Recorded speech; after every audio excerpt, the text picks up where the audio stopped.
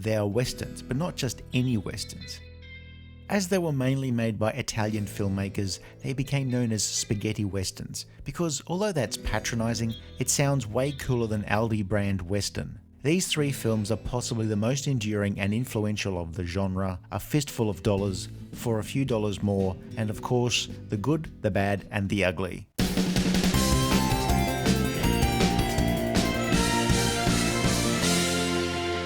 Movies had been made in Europe since the beginning of the film industry, but since the advent of sound, only a very few films not originally made in English had found much success in America. After World War II, Italy had a thriving industry making everything from art films to comedies and cheap knockoffs of sword and sandals movies inspired by Hollywood's biblical epics of the 50s.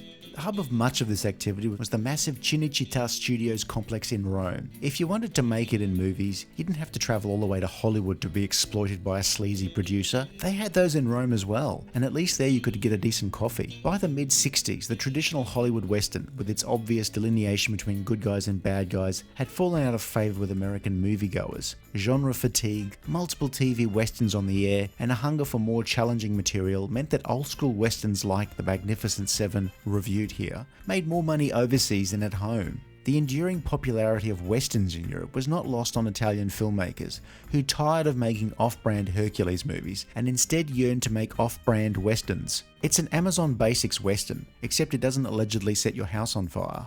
The formula was simple: European finance, European location shoots, usually in Spain, interiors may be filmed in Italy, a cast and crew of Europeans, mainly Italians and local Spaniards, with an American star, not at the peak of their career. The films would be shot more or less silent, with each actor speaking their own language and with the entire soundtrack dubbed on later, giving the genre one of its standout features: clunky translated dialogue that was often sloppily dubbed that would make the films unintentionally funny.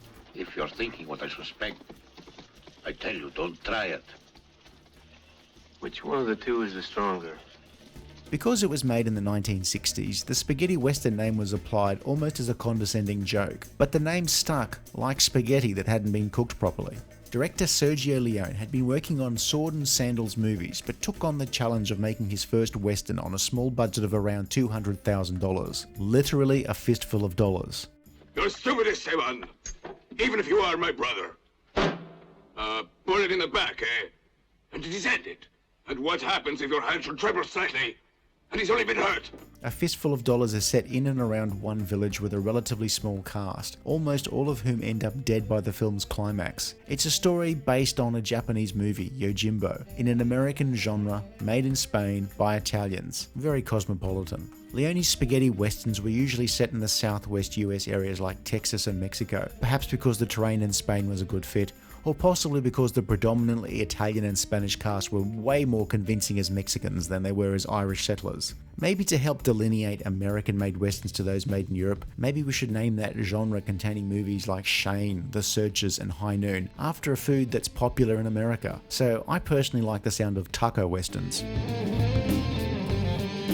At the time, Clint Eastwood was known for his role of Rowdy Yates on the popular TV western Rawhide, but he was ready to take a risk and earn some quick money by making a western in Europe.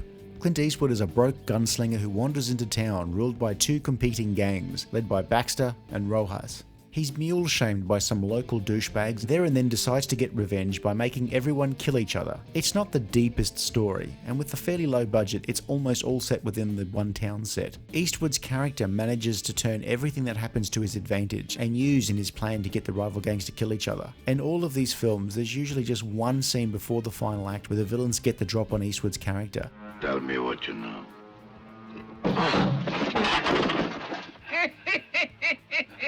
But he still manages to find a way to slaughter them all. He's almost always got the drop on the bad guys, and part of the mystique of these movies is seeing the protagonists always being so much better than the villains.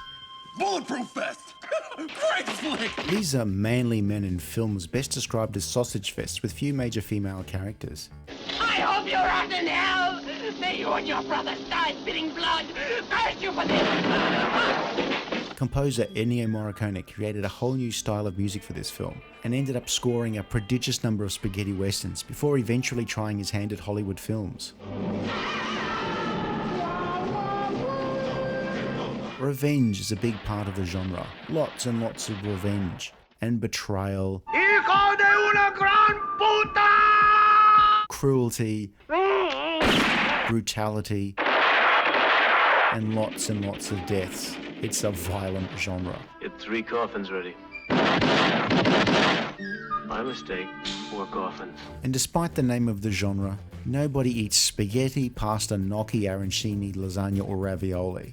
Don't worry, I didn't dirty the sheets. All bar Eastwood are either Italian or Spanish or other European nationals, despite how they're billed on the credits, with the original releases crediting people with an interesting array of pseudonyms to hide the fact that it's a spaghetti western.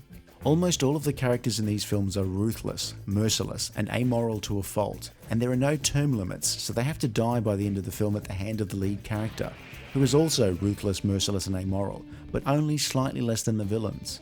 When a man with a .45 meets a man with a rifle, you said the man with a pistol's a dead man. Let's see if that's true. A Fistful of Dollars is okay. It's not terrible, but compared to later films, it's a bit dull outside of the action. On its initial release in Italy in 1964, it was a massive success, and also became popular in the States after its belated release there in 1967. A Fistful of Dollars basically made back nearly 100 times its original budget in various theatrical releases. Yeah, that's not gonna break my heart. Skipping ahead to the mid-70s, A Fistful of Dollars was going to be shown on US television for the first time, but apparently the ABC network wasn't happy with the apparent amorality of Eastwood's character. So, a 4-minute prologue was created with actor Harry Dean Stanton talking to a Clint Eastwood stand-in, whose name may or may not have been Harry Dean Stand-in, to retcon the movie from being just some random loner who wandered into town and decided to kill everyone, into a government agent who wandered into town to kill everyone. To try robbing us would be so futile that only a complete fool would attempt it. Yeah. Or a complete madman. A year later, in 1965, Leone built on his foundation with a follow-up, For a Few Dollars More, which brought back Eastwood's character and teamed him up with Lee Van Cleef as Mortimer. Van Cleef wasn't even a has-been star, he'd always been a supporting player, usually playing second-string villains in westerns, or doing a lot of work on television. But he made this role into something unique, and parlayed his success here into a successful career in spaghetti westerns. Van Cleef's Mortimer is a more polished and mature gunfighter than Eastwood's character, with an arsenal of specialized guns. Stop it! Van Cleef and Eastwood are bounty hunters who team up to tackle the bandit group led by El Indio, who's unbalanced by any definition. A Few Dollars More is a much better made film, with a story that hangs together a little better than the first film, which looking back isn't hard. It's a hell of a lot more stylish in general, somewhat off the wall in places, and the film is full of gun gags. A Few Dollars More could easily refer to the budget, which was 3 times that of the first film. If in the 1960s people used the word meta like we do now, then it would be meta. A Few Dollars More works best when Van Cleef and Eastwood interact. All right, in that case, I'm sorry.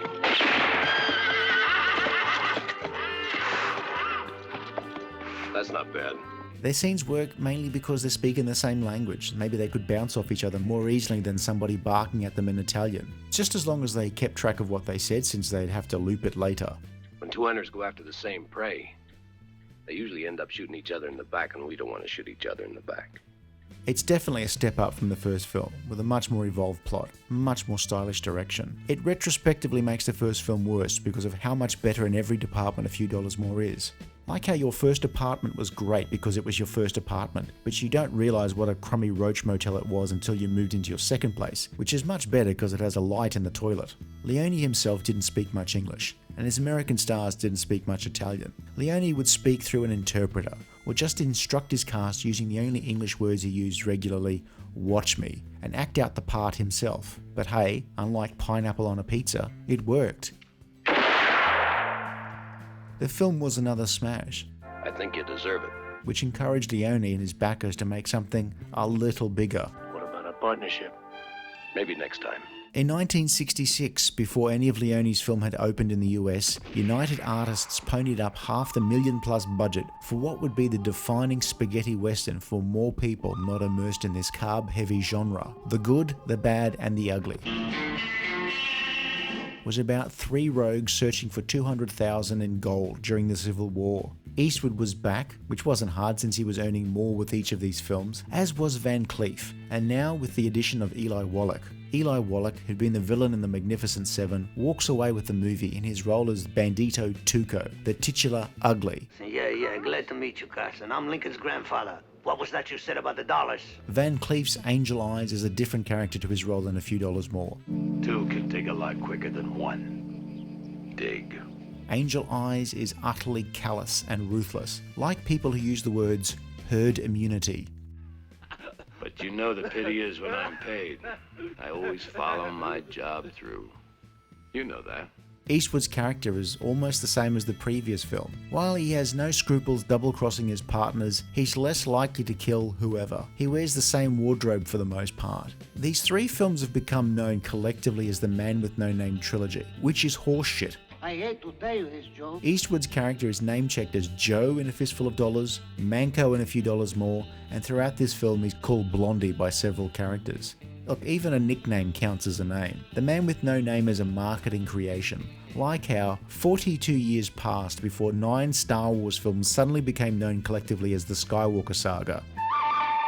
The Good, the Bad and the Ugly is Leone at his best. The story is an epic adventure set in towns, bombed out towns, railroads, deserts, prison camps, Civil War battlefields, and of course, somewhere to have a standoff, in this case a cemetery. The troops coming. Come on. They're gray. They're gray like us. Let's say hello to them and then get going. Hurrah for General! What's your name? Lee. Lee! It's a massive film and probably the most non-ironically entertaining of the genre. You're not laughing at the crude dubbing of the earlier films. Yeah. Well, okay, not as much. Here the prisoners are not to be tortured, or cheated, or murdered. The film has genuinely funny lines and good dialogue, particularly for Eastwood and Wallach. When you have to shoot, don't talk. Van Cleef appears sporadically at critical junctions, while Eastwood and Wallach double-cross each other over and over and over. Van Cleef, the bad, is their real enemy. You're not digging. The Good, the Bad and the Ugly's theme tune has also become one of the most iconic film themes of the 60s. Ask anyone to hum a tune from a western, and chances are that's what they'll hum. I was at the supermarket the other day and I heard it as some random shopper's ringtone. I can't while you're watching me. The Good, the Bad and the Ugly has become over time a fantastic movie and a damn good time. It could almost pass as a genuine good old made in the USA taco western.